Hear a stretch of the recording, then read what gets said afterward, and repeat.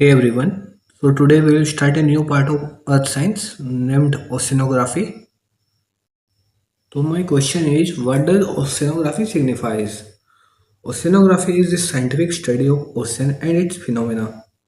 ठीक है? It encompasses a wide range of topics and disciplines aiming to understand the physical, chemical, biological and many geological aspects of the ocean or about the ocean.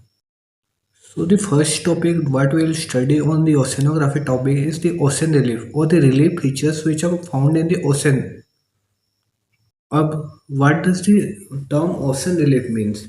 Ocean relief means the various physical features found on the ocean floor. Physical features का मतलब जैसे हम लोग land पे हम लोग देखते हैं कि माउंटेन्स हो गया, हिल्स हो गया, प्लेटूज हो गया या प्लेन्स हो गया, वैसे ही ओशंस में जितने फिजिकल फीचर्स है लाइक मिड ओशनिक रीजेस हो गया या फिर कॉन्टिनेंटल शेल्फ, कॉन्टिनेंटल स्लोप, ऐसे बहुत सारे होते हैं। तो उसको हम लोग ओशन रिलीफ कहते हैं। और इसका फॉर्मेशन कैसे होता है? इसका फॉर्मेशन कभी एंडोजेनिक या फिर एक्सोजेनिक प्रोसेस से भी हो सकता है, जैसे टेक्टोनिक, वोल्केनिक, इरोजनल या फिर डिपोजिशनल प्रोसेस के इंटरेक्शन से ही होता है। अब जो ओशन रिलीफ है वो मेजरली दो पार्ट्स में डिवाइड होता है, एक मेजर ओशन रिलीफ फीचर्स और एक माइनर ओशन रिलीफ फीचर्स। तो आज के टॉपिक में हम लोग बस मेजर ओशन रिलीफ फीचर्स देखेंगे और माइनर रिलीफ फीचर्स हम लोग नेक्स्ट वीडियो में देख लेंगे। ठीक है, तो मेजर ओशन रिलीफ फीचर्स में हम लोग का आता है continental shelf, continental slope, sorry slope का स्पेलिंग गलती है, continental rise and abyssal plain. Abyssal plain का दूसरा नाम होता है डीप सी प्लेन। ठीक है, तो जो rest minor ocean relief features है वो हम लोग नेक्स्ट क्लास में देखेंगे। ठीक है, अब देखते हैं एक एक करके कॉन्टिनेंटल शेल्फ, स्लोप, राइज और एबिसियल प्लेन।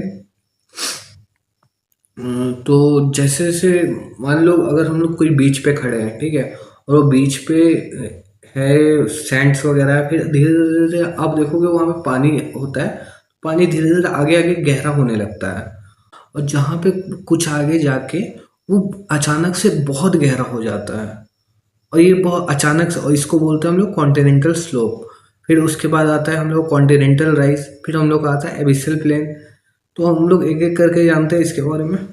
ठीक है, तो फर्स्ट टॉपिक है हमारा कॉन्टिनेंटल शेल्फ। तो कॉन्टिनेंटल शेल्फ होता है क्या है, हम बताए थे कि जैसे हम लोग बीच पे खड़े होते हैं तो वहाँ पे पानी होगा तो वो धीरे धीरे धीरे धीरे ओशंस की तरफ और गहरा होने लगता है। तो वही जो जेंटली स्लोपिंग सीवर्ड एक्सटेंशन होता है और continental plate towards the oceanic plate, उसको हम लोग बोलते हैं कॉन्टिनेंटल शेल्फ। तो कॉन्टिनेंटल शेल्फ कहाँ होता है? शैलो सीज या गल्फ्स में होता है, क्योंकि वो सीज का स्टार्टिंग पॉइंट होता है इसलिए वो कम गहरा होता है, शैलो। और गल्फ्स में होता है ये 7.5% of total area of oceans का होता है। जितना भी हम लोग को वर्ल्ड में टोटल कॉन्टिनेंटल शेल्फ है या फिर ओशंस का मिला के वो 7.5% टोटल एरिया कवर करता है। ठीक है, नेक्स्ट है, तो जो हमारा कॉन्टिनेंटल शेल्फ है वो टिपिकली एक जगह पे एंड हो जाता है और उस जगह का नाम बोलते हैं, हम लोग बोलते हैं स्टीप स्लोप या फिर सेल्फ ब्रेक। जहाँ पे जैसे हम दिखाए थे, देखो यहाँ पे जब कॉन्टिनेंटल शेल्फ हो रहा है फिर अचानक से बहुत ज़्यादा गहरा हो रहा है तो उस एरिया को कॉन्टिनेंटल स्लोप बोलते हैं। और जहाँ पे ये दोनों को जॉइंट होता है उसको हम बोलते हैं सेल्फ ब्रेक या फिर स्टीप स्लोप बोलते हैं। ठीक है, तो जो हमारा कॉन्टिनेंटल शेल्फ है वो सेडिमेंट से कवर्ड रहता है क्योंकि बहुत सारे रिवर्स होते हैं वो इरोजन लेके आते हैं सीज में, तो उसके चलते सेडिमेंट्स भी वो साथ में लेके आता है।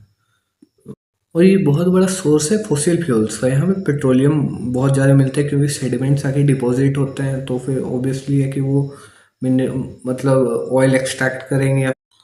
फिर ग्रेडियंट इज 1 डिग्री और लेस। ग्रेडियंट होता है क्या है कि हम लोग को जो डिग्री होता है सी लेवल से और लैंड लेवल तक जाते हैं तो वो कितना डिग्री पे और नीचे जाता है उसको हम लोग डीप एंगल भी बोल सकते हैं। लोग बोल सकते हैं कितना एंगल पे वो और ढलान की तरफ गिर रहा है, तो वो नॉर्मली 1 डिग्री और या फिर उससे कम होता है। और कॉन्टिनेंटल शेल्फ का फॉर्मेशन कैसे होता है?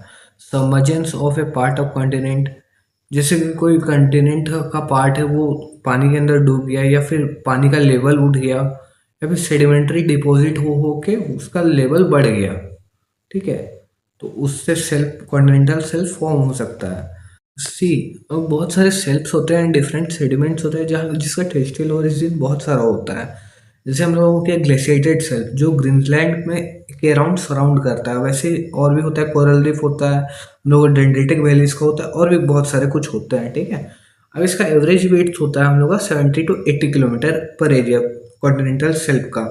अब कहीं कहीं सेल्फ्स ना अपसेंट होते हैं या फिर नैरो होते हैं, और ये कहाँ पे होते हैं, जहाँ पे ओशन कॉन्टिनेंट कन्वर्जेंस होता है या फिर ओशन ओशन कन्वर्जेंस होता है। ओशन कॉन्टिनेंट कन्वर्जेंस हम लोग का ये होता है कि ओशन प्लेट्स और कॉन्टिनेंट प्लेट्स हम लोग का कोलाइड कर जाते हैं, या फिर ओशन ओशन कन्वर्जेंस ये होता है कि ओशनिक दो ओशनिक प्लेट्स आपस में कन्वर्ज कर जाते हैं या कोलाइड कर जाते हैं।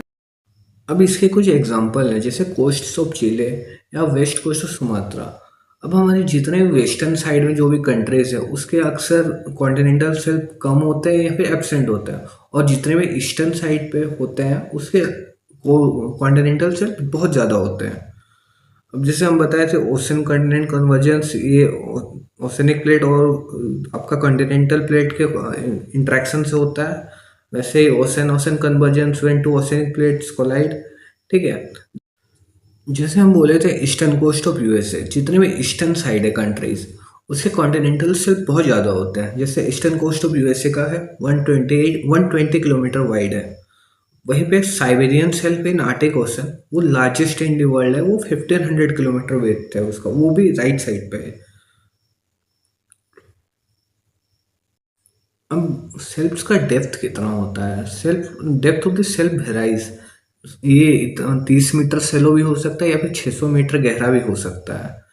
इम्पोर्टेंस क्या है इसका कॉन्टिनेंटल शेल्फ का, यहाँ पे बहुत अच्छे मेराइन फूड्स मिल सकते हैं, रिचेस्ट फिशिंग ग्राउंड्स होते हैं, potential sites of economic mineral, जैसे कि हम लोग को टोटल वर्ल्ड का 20% ऑफ पेट्रोलियम एंड गैस यहाँ से एक्सट्रैक्ट हो सकता है, या फिर पॉलीमेटालिक नोड्यूल्स मिल सकते हैं, जैसे कि आयरन और मैग्नीशियम के बहुत सारे हाइड्रोक्साइड्स भी मिल सकते हैं, ठीक है।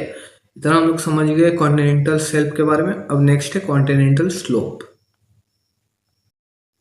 अब जो कॉन्टिनेंटल स्लोप होता है वो एक कनेक्टर होता है कॉन्टिनेंटल शेल्फ और ओशियन बेसिन्स के, या फिर आप ओशियन बेसिन्स नहीं बोल के आप बोल सकते हो ओशनिक प्लेट्स के। और ये जो कॉन्टिनेंटल स्लेप हम लोग का होता है वो कनेक्टर होता है continental shelf and ocean basins का, and it begins where bottom of continental shelf sharply drops into a steep slope. इसका मतलब क्या है, हम लोग का जैसे था कि ऐसे ऐसे ऐसे ऐसे हम लोग का ये कॉन्टिनेंटल शेल्फ था, फिर जो अचानक से ऐसे ड्रॉप होता है उसको हम लोग बोलते हैं, ये जो एरिया हो गया ये वाला, इसको हम लोग बोलते हैं कॉन्टिनेंटल स्लोप, ठीक है। अब इसका ग्रेडियंट क्या होता है, ग्रेडियंट इसका होता है 2 to 5 डिग्री। ग्रेडियंट का मतलब हम बताए थे, जैसे कितना गहरा हो सकता है, कितना एंगल पे मतलब इंक्लाइन करता है।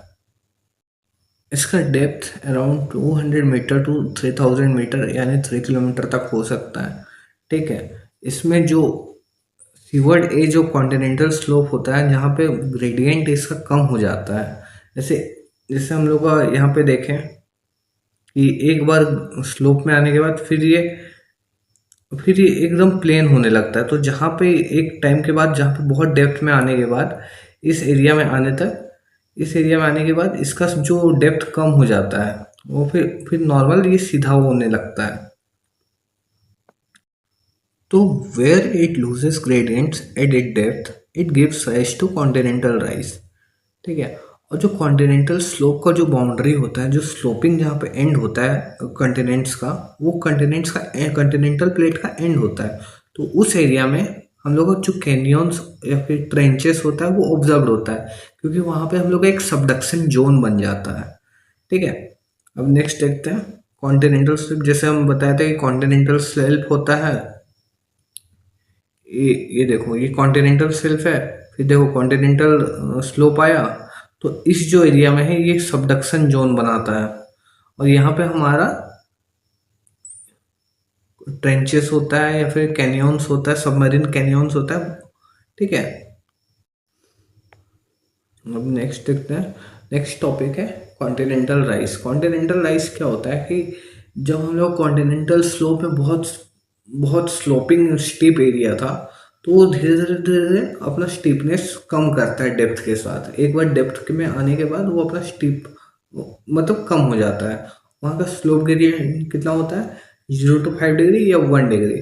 वो मतलब ऑलमोस्ट वो प्लेन हो जाता है। With increase in depth they rise vertically flats and merges with abyssal plane.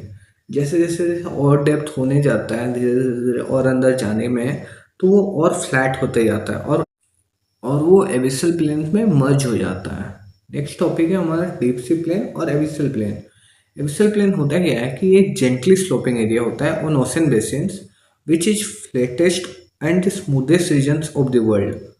ये क्यों इतना फ्लैट होता है और क्यों इतना स्मूथ होता है कि जितना भी हम लोग को मतलब लैंड फॉर्म से आता है इरोजन और डिपोजिशन सेडिमेंट्स वगैरह आता है, वो सब धीरे धीरे कॉन्टिनेंटल शेल्फ से होके स्लोप में आता है, फिर धीरे धीरे हम लोग का कॉन्टिनेंटल राइज में आता है और लास्ट में आके हम लोग का एबिसल प्लेन्स में आके वो एकदम डिपॉजिट हो जाता है। तो टेरेजिनस का मतलब यही होता है कि marine sediments eroded from land. ठीक है, इतना समझ में आ गया। अब ये जो हम लोग का एबिसियल प्लेन होता है वो 14% ऑफ ओशनिक प्लेट्स का पार्ट होता है, या फिर वाटर ओशन फ्लोर का 40% होता है। इसका डेप्थ हम लोग को होता है अराउंड 3000 मीटर to 6000 मीटर। बहुत गहरा होता है और ये covered with fine grain sediments like clay and said. Obviously है कि इतना दूर में ट्रैवल होने के बाद और जो लास्ट प्रोडक्ट होगा वो फाइन ग्रेन सेडिमेंट्स ही होगा। ठीक है।